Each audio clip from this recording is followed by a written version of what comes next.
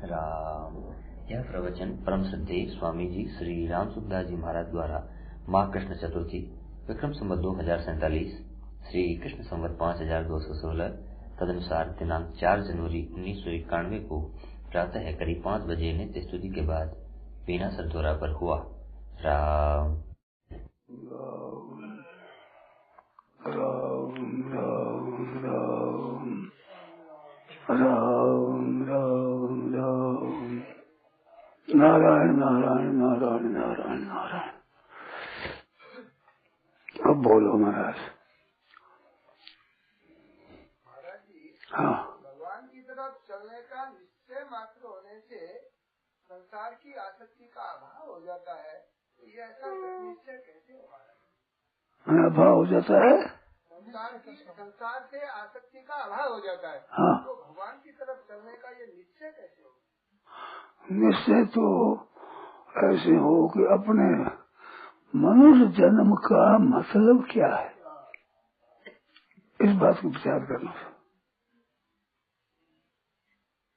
मनुष्य जन्म में अपने को मिला, भगवान ने दिया, इसका तात्पर्य क्या, लेने का और देने का, इस बात को विचार करो।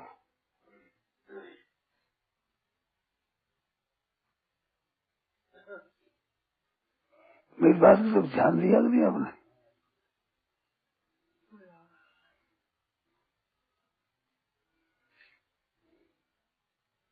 खूब ख्याल करो इस बात का कि भगवान ने मनुष्य जन्म दिया, इसमें कहा कि कब होगी करी करुणा नर देश ईश बिन हेतु सरे ही। अब ध्यान से सुनना, बिना हेतु कर कृपा करने वाले भगवान कृपा करके मनुष्य ही देते हैं। दो आई कृपा, दो मगर बहुत विशेष कृपा। कब होगी करी करुणा नर ही देश ईश बिन हेतु सने ही। बिना हेतु सने ही तो स्वभाव हुआ उनका, बिना कारण स्नेह करने वाले, तो बिना कारण स्नेह करने वाले कृपालु हुए। और कब होगी करी करुणा, फिर करुणा करके उन्हें देते हैं। एक तो स्वभाव है उनका करने का, स्वभाव ही कृपालु है, और वे कृपा करके फिर मनुष्य देते हैं, तो डबल कृपा होगी कि नहीं? तो ये डबल कृपा कर भगवान ने मानव से ही दिया और मनुष्य ने मानव से ही लिया, जीव ने, तो इसका तात्पर्य क्या है? कृपालु ने कृपा करके मानव से ही दिया। इससे सिद्ध ये हुआ अत्यधिक कृपा से मानव से ही मिला है। तो अत्यधिक जब मिला है तो जन्म तो जैसे हर एक जोड़ी में होता ही है, पशु पक्षी आदि भी मनुष्य ही होते हैं, जीव ही होते हैं, देवता भी जीव ही होते हैं, लोक में जीव ही होते हैं। ऐसे जीवों पर कृपा भगवान करते ही रहते हैं, पालन पोषण सबका, कर्मों का फल भुगतान, और संपूर्ण जीवों का जो कुछ भुगतान है भगवान कर ही रहे हैं, और कर रहे हैं किसी स्वार्थ के लिए नहीं, किसी से कुछ मिलेगा इस बात के लिए नहीं, केवल कृपा ही कर रहे हैं। तो कृपा तो स्वतः है उनकी। ऐसे प्रभु कृपा करके मानव से ही देते हैं, इसका तात्पर्य क्या हुआ? केवल कल्याण के लिए ही मनुष्य देते हैं, केवल उद्धार के लिए। और मनुष्य के लिए, जीव के लिए भी बढ़िया से बढ़िया मनुष्य शरीर है। सबसे उत्तम देही कौन सी? तो मनुष्य सबसे उत्तम है, चराचर सब इसकी जांचना करते हैं, ये भी रामायण में कहा है। सबसे उत्तम मानुष देही जीव चराचर जात से। तो उत्तम से उत्तम शरीर जीव को मिला, और भगवान ने कृपालु ने कृपा करी, तो इतनी विलक्षण बात हुई। तो इसमें हेतु क्या है कि केवल कल्याण के लिए ही मनुष्य जन्म हुआ है। अब इस बात को विचारोगे तो आपका उद्देश्य क्या बनेगा? बोलो, आपका ध्येय लक्ष्य क्या बनेगा? तो बोलो,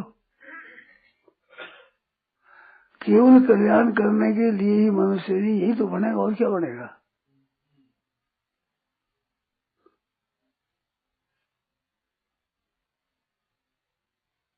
अब शंका हो तो बोलो,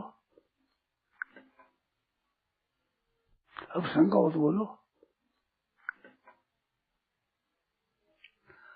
तो इस बात को मनुष्य विचार करे कि भगवान ने मनुष्य क्यों दिया और जीव ने मनुष्य क्यों लिया, दोनों के रहने का तात्पर्य क्या है, और भगवान कृपालु उससे विशेष कृपा करते इसका क्या तात्पर्य हुआ।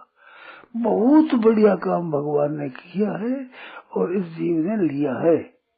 तो बहुत बढ़िया क्या है कि सदा के लिए जन्म मरण मिट जाए, सब दुख सदा के लिए अत्यंत अभाव से दुखों का सब दुख मिट जाए, दुखों का अत्यंत अभाव हो जाए, ऐसा लिया। तो वो कब होगा कि जब अपने परमात्मा की प्राप्ति का ही उद्देश्य हो, केवल ध्येय लक्ष्य यही बनना चाहिए। अब धन कमावे भोग भोगे, ये बिल्कुल विरुद्ध बात है। उद्देश्य बना लिया कि धन कमाना है और कुटुंब का पालन करना है, बिल्कुल ऊंधी बात है। इस ऊंधी बात को पकड़ने इस वास्ते वो ध्येय दृढ़ निश्चय नहीं होता ध्येय, और वो निश्चय हुए बिना काम नहीं चलता। इसमें एक मार्मिक बात है, ध्यान दें आप लोग, विशेष कृपा करके ध्यान दें। कृपा भी विशेषता से करें और ध्यान भी विशेषता से दें।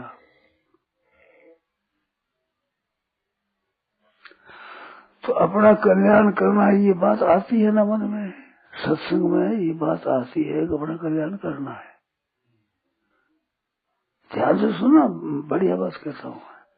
तो ये जो बात आती है, इस बात पर कायम नहीं रहते, ये खास दोष है।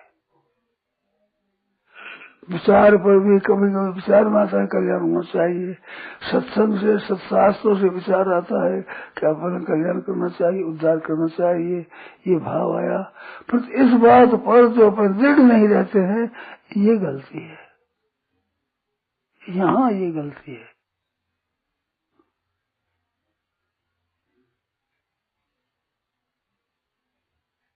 ये विशेष बात है।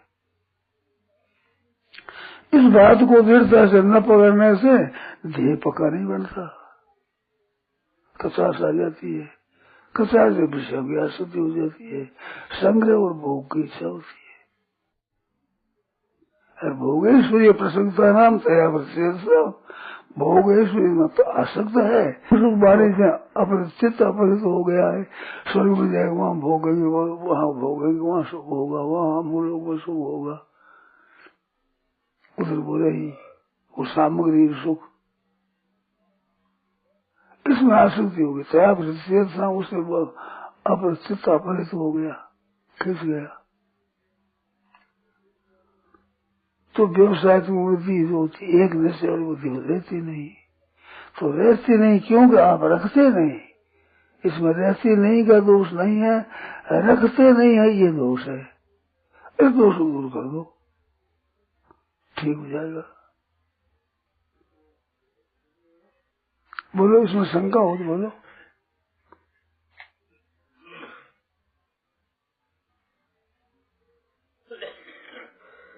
अपना जो उद्धार करना है, इस विषय में अपना निश्चय नहीं करते हैं, और करते हैं तो उसको दृढ़ नहीं रखते हैं। सत्संग के समय तो इसका विचार आता है, और समय में धन कमाओ और भोग भोगो, ये रहता है। अब एक निश्चय कैसे हो? सत्संग नहीं करते, उनके भोग भोगना संग्रह का इच्छा रहती है, परंतु इसमें शांति नहीं मिलती, अशांति होती है। और ये ज्यादा निश्चय होता है, उसमें शांति मिलती है। ज्यादा विचार होता है कि ब्रह्म कल्याण करना है, ये विचार पकड़ा भारी हो जाएगा ना, ये ज्यादा हो जाएगा तो विचार रहता है। जितना अधिक होता है उतना विचार रहता है, पर वो अधिक भी टिकता नहीं, पीछे ढीला हो जाता है, छोड़ देते हैं। तो अपना वो कर्तव्य क्या रहा? अपना कल्याण हो इस बात का निश्चय अपने आप को जोर से करना चाहिए। ये सिद्ध हुआ।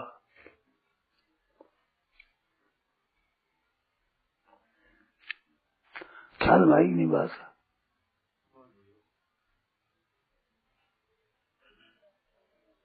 तो अपना काम क्या रहा?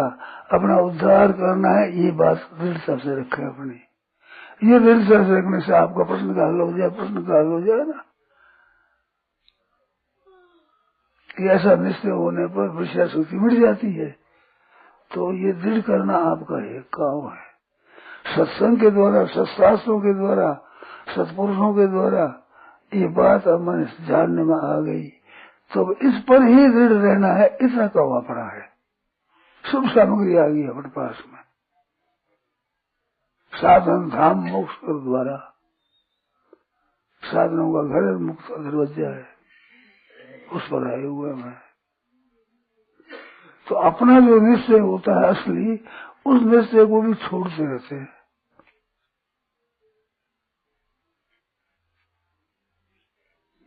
हमारा दूसरा निश्चय है ही नहीं।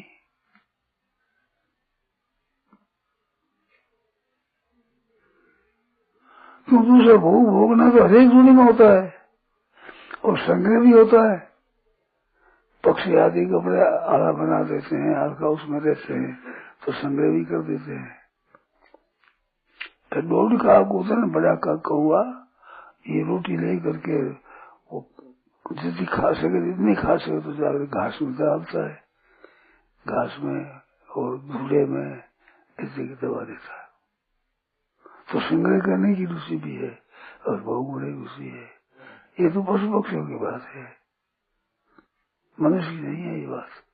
और वो पशु पक्षियों का जो भाव बढ़ गया, वो पशुपना पक्षीपना है मनुष्य में। उसको अगर मिटा दो तो ठीक हो जाएगा। ध्यान में आएगी बात। शंका वो बोलो बहुत बढ़िया होगी। शंका आपकी होगी, वो करोगे तो विषय बहुत साफ खुलेगा। अब ध्यान देंगे, उसमें बात करता हूँ एक और। जब आपका उद्देश्य एक बन जाएगा, उसको दृढ़ता से रखोगे, विचलित नहीं होंगे उनसे, ऐसा नहीं होगा तो फिर स्वतः मुक्ति होगी। मुक्ति के लिए उद्देश्य करना नहीं पड़ेगा, परिश्रम करना नहीं पड़ेगा, स्वतः उद्देश्य मुक्ति होगी। अब इस विषय को ध्यान देकर सुनना, आप सब मुक्ति होगी। ये भी एक बहुत विलक्षण बात है।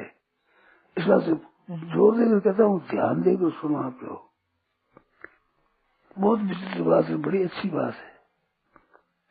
वो क्या है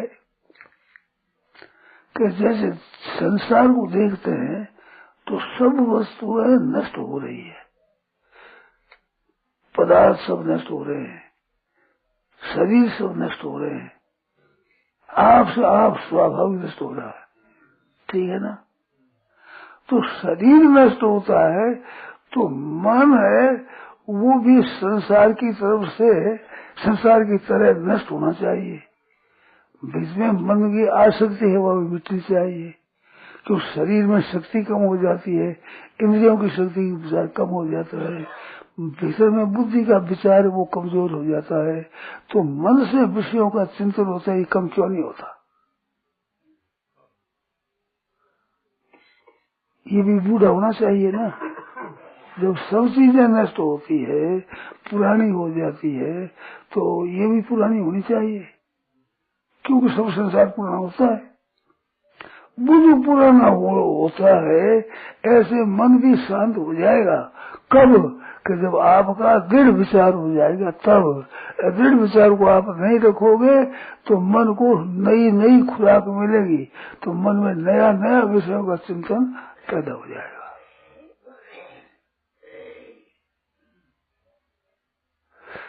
मेरी बात की तरफ ध्यान दिया कि नहीं तो पता नहीं क्या है। बहुत मार्मिक बात है। क्या मार्मिक बना है बताओ आप? अपने विचार को दृढ़ नहीं रखते।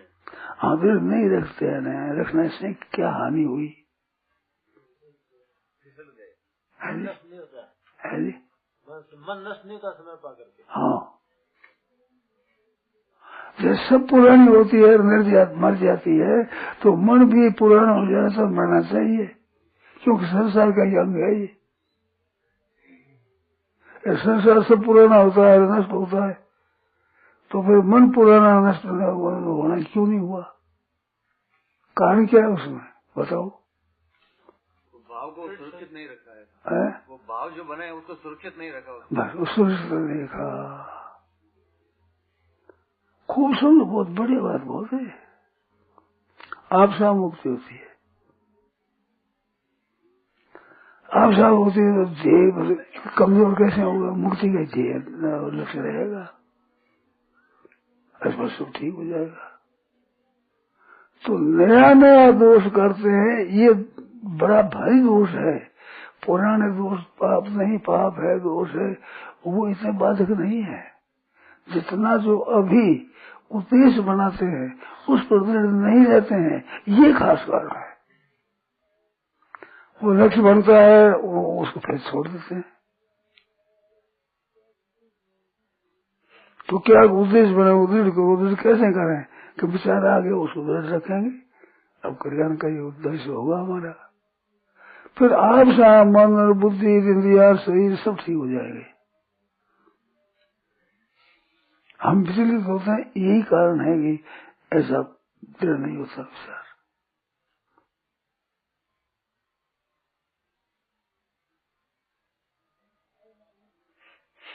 बस ख्याल में आई कि नहीं, ये तो बताओ कम से कम। हाँ जी, पक्की आ गई ना, बहुत बढ़िया बात है। हमारा धीरे धीरे क्यों नहीं होता है? और एक सब जगह पुरानी, सब वस्तु पुरानी होती है, नष्ट हो जाती है, फिर मन का विचार नष्ट क्यों नहीं होता है? मन की मरी नष्ट होना चाहिए, पुराना होना चाहिए। तो पुराना आप होने नहीं देते, जो उद्देश्य बनाते हैं उसको ढीला करके फिर धीरे लग जाते हैं। कल्याण करना ही उद्देश्य है, उसमें भोग भोगना, संग्रह करना, ये मुक्ति देते हैं। ये लोग नहीं, बस फिर तो अनर्थ परंपरा से रहेगी।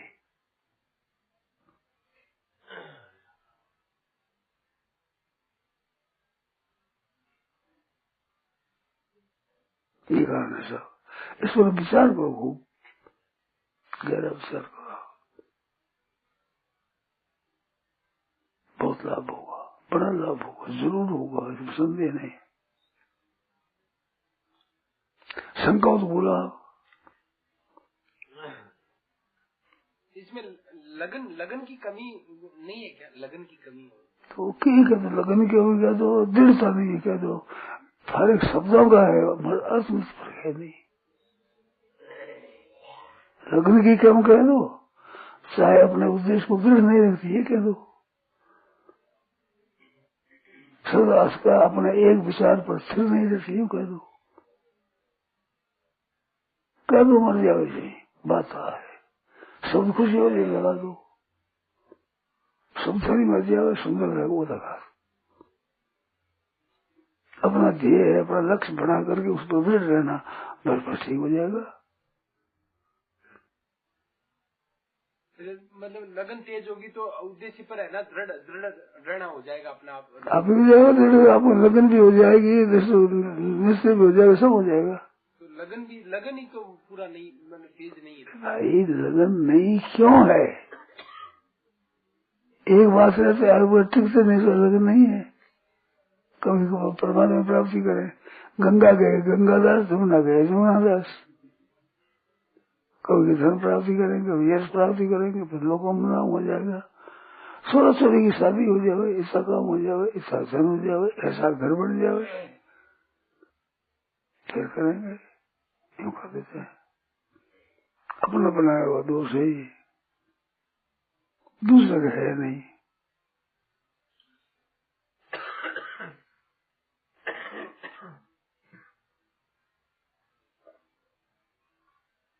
आप दृढ़ हो जाओ, उसी में ठीक हो जाएगा।